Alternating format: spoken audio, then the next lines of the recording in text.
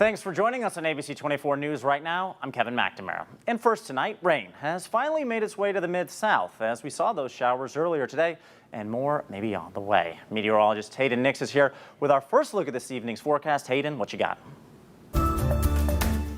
Well, for the first time in a while, we've actually got a lot going on in the weather department, but let me break it down into three simple ways to remember what we're going to be seeing over the next few days here. The first thing is rain potential is going to continue through Monday morning with a slow-moving but strong cold front that's working its way through the Mid-South. That's going to be dropping our temperature starting tonight for certain areas of our northwesternmost counties.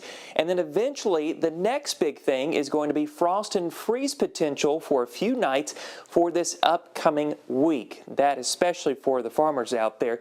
But let's talk about this chronologically, beginning with that rainfall, because we've seen some of that today and we're going to continue to see it over the next 24 to 36 hours. Hour by hour is going to show you there's one big cluster of rainfall that will continue to transgress through our area, likely getting out of here just before we head into midnight, and then we'll go into more of a lull. But look how slow that front's beginning to move through.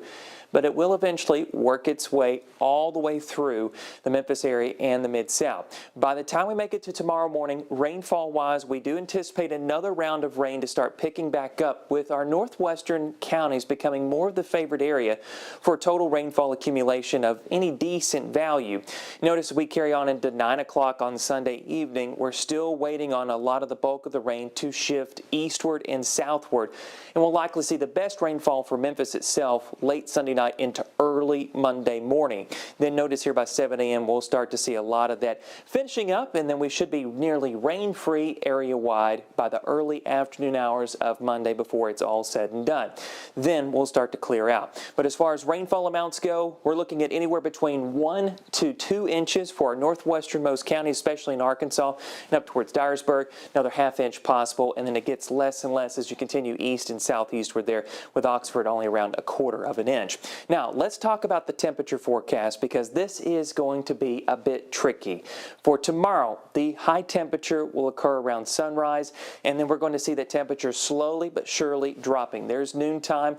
We'll hold steady near 60 degrees for much of Sunday afternoon in Memphis. We'll get pretty warm down in our southeasternmost counties, near 80 degrees in Oxford, and then we'll see those temperatures tanking as we head towards Monday morning, and it's not going to warm up for a few days thereafter. In fact, I'll step out and show you. This is kind of what we're going to be monitoring over the next several days as we head into Monday, Tuesday, and Wednesday mornings. Frost and freeze potential likely area-wide, but then we'll start to warm things back up as we head towards Thursday, Friday, and Saturday. And we're pretty close to where we should be for frost and freeze. Plus or minus 2 weeks on these, you should be having that average first frost around November 3rd and freeze around the 12th. Now, one thing I do want to point out with our Halloween forecast, we are going to be chilly out there, so certainly something to be mindful of with the kiddos and doing all the trick-or-treating out there. Temperatures will be in the 50s and 40s Tuesday night. Back to the top of the forecast, we are going to be looking at those temperatures in the 60s this evening. Tomorrow, that tricky temperature forecast, warm to the southeast, chilly to the northwest as that front continues to transgress through the area. Then your 7-day forecast shows 40s and 50s Monday, Tuesday, Wednesday for highs, warming up to the upper 50s Thursday, mid to upper 60s Friday into Saturday of this upcoming week. Odds Atelier. It's known as your neighborhood streetwear store on Main Street in downtown Memphis, and they're gearing up for a special fan gear merchandise collaboration with the Memphis Grizzlies. You may remember this store from our reporting around this time last year, when the store was the victim of a string of smash and grabs. At the time, intruders entered and exited through the shattered front door of the streetwear clothing store, faces hooded with bundles of custom clothing in hand. And now, nearly a year later, this new exposure, the owners say, is the fruit of hard work, rebuilding, and despite those past challenges with theft and burglary in Memphis.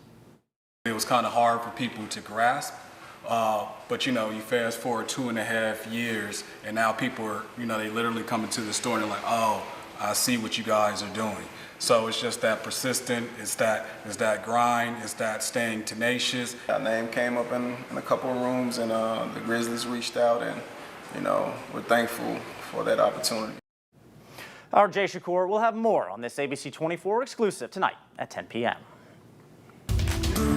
Well, right now, the DeSoto County Sheriff's Department is investigating the discovery of a body just south of a rest area on I-55.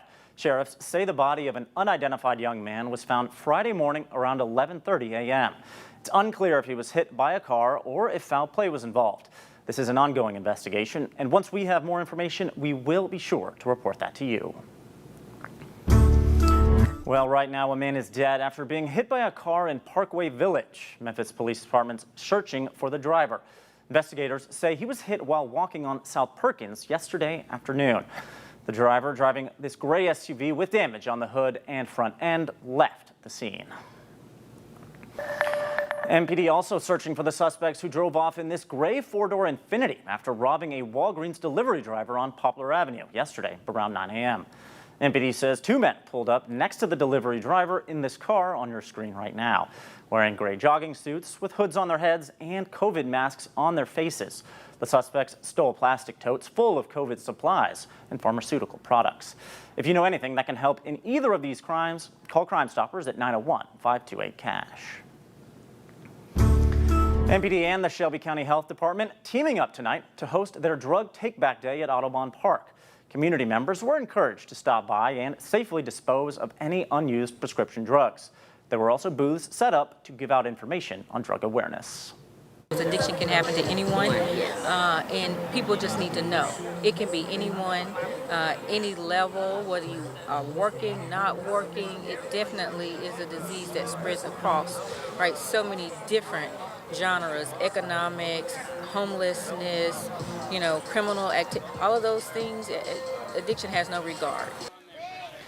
There was also trunk or treating for children and families. And check this out, the Memphis Botanical Garden turned into the Memphis Boo-tanical Garden today on this Halloween weekend.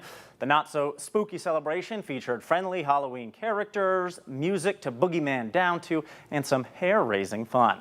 The Boo-tanical Garden is a safe, daytime alternative to traditional door-to-door trick-or-treating with stops for treats, hands-on activities, learning opportunities, and much more. It's great getting kids back to nature. Some of our events are nature inspired. Some of the candy, like we have one called Nature's Candy Store. The kids are learning about where candy actually comes from. And then of course they get a treat. If you missed it this year, that's okay. Just remember it next time around and give your kiddos a pumpkin to talk about on Halloween. Well, take a look at your screen. That's some of St. Francis' smallest patients getting into the Halloween spirit. The NICU babies all dressed up for National Storybook Character Day. There's Little Red Riding Hood and Goldilocks, plus the mouse from If You Give a Mouse a Cookie, and the Velveteen Rabbit. All these costumes were crocheted by hand by some of the nurses, and one of the doctors actually volunteered to take all the pictures. You love to see that. Well, now speaking of costumes, one of the most popular costumes of all time is a witch, but witches weren't always so popular. Ariane Till is here to verify a long-held belief that some people accused of being witches were burned at the stake. In the late 1600s, hundreds of people were accused of practicing witchcraft in the Massachusetts Bay Colony. 20 of them were executed during what is now known as the Salem witch trials. You've probably been told those witches were burned at the stake, but posts shared on social media over the last several years claim they didn't actually meet that fate. So let's verify. Were witches burned at the stake in Salem? These are our sources. During the Salem witch trials, Massachusetts Bay was a British colony, and as such was ruled by English law. Two historians, including Dr. Emerson Baker, professor of history at Salem State University and an expert on the Salem witch trials, confirmed to verify that under English law, witchcraft was considered a felony and was tried in criminal courts. Witchcraft was a capital offense. Under English law, the penalty for such a felony was death by hanging. So there were, unfortunately, a number of people who were executed in that fashion, but none of them were burned at the stake. So we can verify, no, witches were not burned at the stake in Salem. So where did this misconception come from? Baker says it likely stems from punishment practices in Europe during the time. The difference was on continental Europe, witchcraft was considered to be a religious crime, and people were tried essentially as heretics, and the punishment for someone for committing heresy was being burned at the stake. According to Baker, the misinformation about Salem can also be traced back to a speech by U.S. Congressman Harry Bettinger in 1849. The Virginia congressman was angry with his Massachusetts colleagues who were trying to abolish slavery, so he leveled his own inaccurate criticism at the state, saying witches and other such heretics were, in the brave days of old, burned literally by the cord. Baker says that speech was published in a book used in many classrooms and colleges in the 19th century. With your Verify, I'm Ariande Till. Learn something new every day. All right. Thank you, all you ghosts, ghouls, and goblins for joining us on this ABC24 right now. We'll see you back here at 10.